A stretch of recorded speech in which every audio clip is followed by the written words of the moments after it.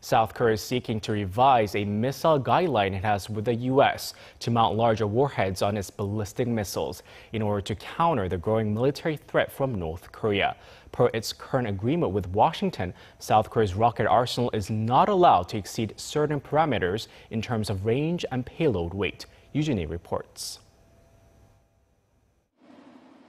Citing local sources, Seoul-based Yonhap News Agency reports that South Korea is seeking to double the maximum weight of warheads that can currently be mounted on its ballistic missiles.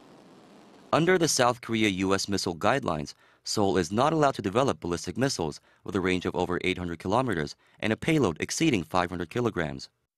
However, in light of North Korea's growing nuclear and missile threats, Seoul is seeking to double the payload limit to 1 ton to better target North Korea's military facilities, many of which are underground and heavily fortified.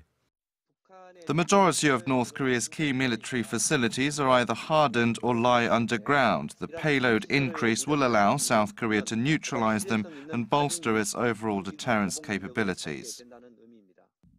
Military analysts in Seoul estimate there are more than 7,000 underground bunker facilities throughout North Korea, which may be immune or resistant to conventional munitions. Possible revisions to the missile guidelines were reportedly first mentioned during last month's summit meeting between Presidents Moon Jae-in and Donald Trump. The issue may be discussed further in the two-country security consultative meeting and the Korea-U.S. integrated defense dialogue set for later this year. The last revision to the guidelines came in 2012, when the Allies agreed to extend Seoul's allowed missile range to 800 kilometers from the previous cap of 300 kilometers. South Korea's latest Hyunmoo-2C ballistic missiles have already hit that range limit, but if their allowed warhead weight is doubled from 500 kilograms to 1 ton, analysts say they can destroy bunkers that are more than 10 meters underground.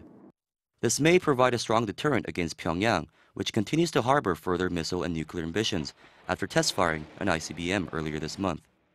Joon-hee, Arirang News.